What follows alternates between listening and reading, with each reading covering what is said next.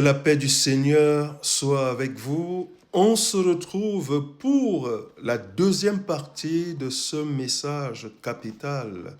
Le secret de la réussite, non, le secret de l'élévation et de la réussite se trouve dans l'humilité.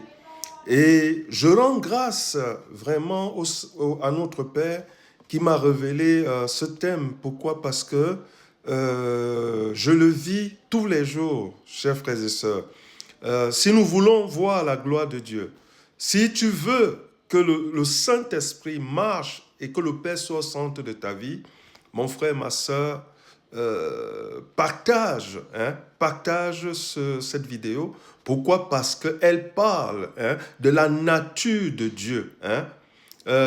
Beaucoup d'enfants de Dieu aujourd'hui, quand on voit, c'est-à-dire on essaie de s'imaginer comment est Dieu, on compare Dieu aux autorités de ce monde. On se dit vraiment le protocole, les monarchies avec tout ce protocole, les États avec tout ce protocole. Mais comprenons, chers frères et sœurs, que devant notre Dieu, il n'y a pas de protocole, parce qu'il est le plus grand roi, mais il a quitté son trône pour venir marcher avec les hommes. Les hommes, que c'est l'homme, que ses mains ont fait, mais il s'est humilié. Donc, mon frère, ma soeur, si tu veux voir la gloire de Dieu, marche comme le Christ a marché. Et on introduit la deuxième partie de ce message en lisant dans le livre de 2 Chroniques, 2 Chroniques chapitre 7, 2 Chroniques chapitre 7. Ici, nous allons lire quelque chose de capital qui se trouve dans le verset 14. Comprenons très bien, quand le Père, quand Dieu parle à Salomon, il ne lui dit pas que si mon peuple, il ne commence pas en disant que si mon peuple, ce qui est invoqué mon nom, prie. Non, il ne commence pas en disant ça, suivons très bien. Le verset 14, Dieu dit à Salomon, « Si mon peuple, ce qui est invoqué mon nom, il commence d'abord en disant, il dit, s'humilie. Donc, il commence d'abord en disant que s'humilie, prie et recherche ma face. S'il se détourne de ses mauvaises voies, je les osserai du ciel et je pardonnerai ses fautes. » Donc, ici, quand Dieu commence, il dit à Salomon que si mon peuple, ce qui est invoqué mon nom, s'humilie et prie. Pourquoi? Parce que, chers frères et sœurs, l'humilité précède tout ce qu'on fait dans ce monde. Si tu ne le savais pas, c'est d'abord dans l'humilité que tu es noté tous les jours. Est-ce que ce que tu fais, est-ce que tu le fais par rivalité ou soit tu le fais dans l'humilité? Et moi, je peux te dire, mon frère, ma sœur, que ceux qui marchent, que ceux qui sont humbles, ce sont celles et ceux-là qui seront grands. Ce sont celles et ceux qui seront bénis par Dieu. Nous poursuivons notre lecture dans 1 Corinthiens.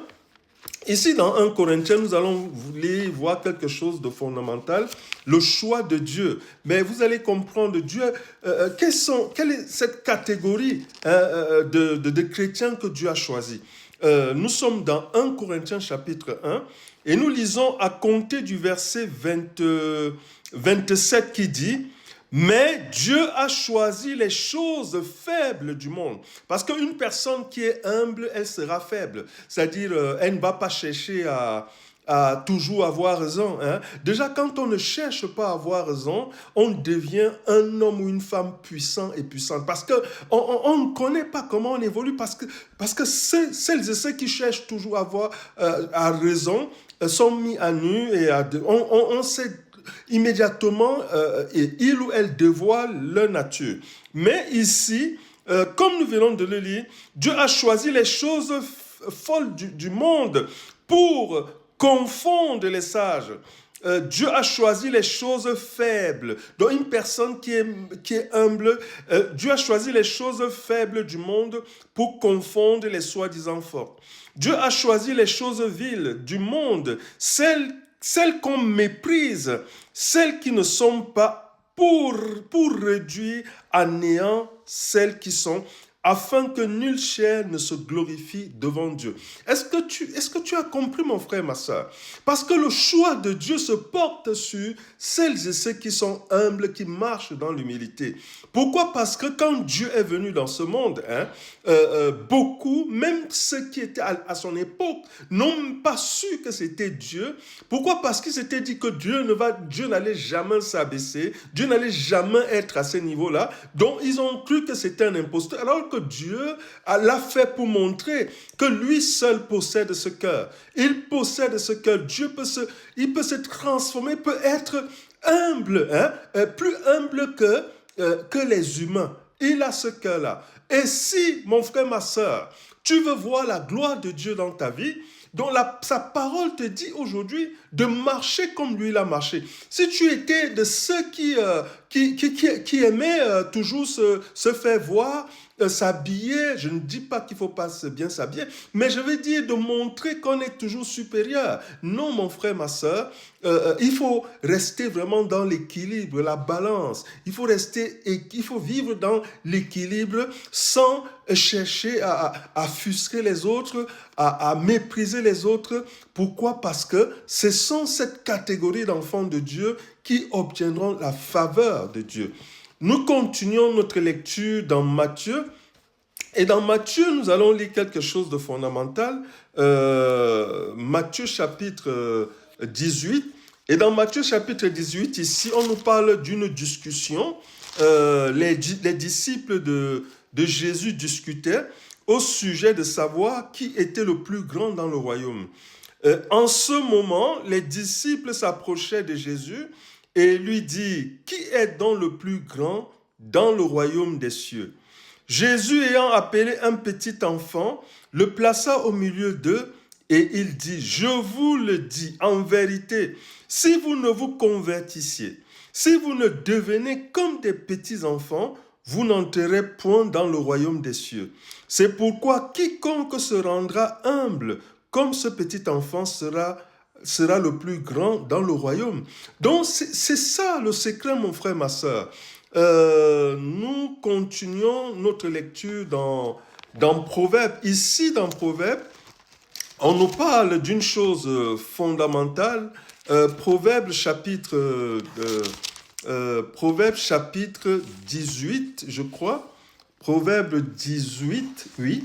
Et nous lisons un verset capital, le verset 12 qui nous dit « Avant la ruine, le cœur de l'homme s'élève, mais l'humilité précède la gloire. » Mon frère, ma soeur, ça c'est un chapitre que le Saint-Esprit m'a révélé depuis des années et je médite toujours. L'humilité précède la gloire, mon frère, ma soeur. Une personne qui est humble va réussir dans tout ce qu'elle fait. Mon frère, ma soeur, que cela soit dans tes études, que cela soit dans ton lieu de service, que cela soit dans la société. Une personne qui est humble, c'est elle qui est honorée. Pourquoi? Parce que même la société rejette les orgueilleux. Même la société rejette ceux qui veulent toujours être supérieurs aux autres, sont rejetés. Pourquoi? Parce que c'est le secret dont l'humilité précède la gloire. Mon frère, ma soeur, si on t'avait dit que non, que c'était la prière et qu'il faut avoir les dons, il faut avoir... Non, mon frère, ma soeur, toutes ces choses viennent après. Mais ce qui vient avant, c'est l'humilité. Et nous allons aussi lire dans 2 Corinthiens.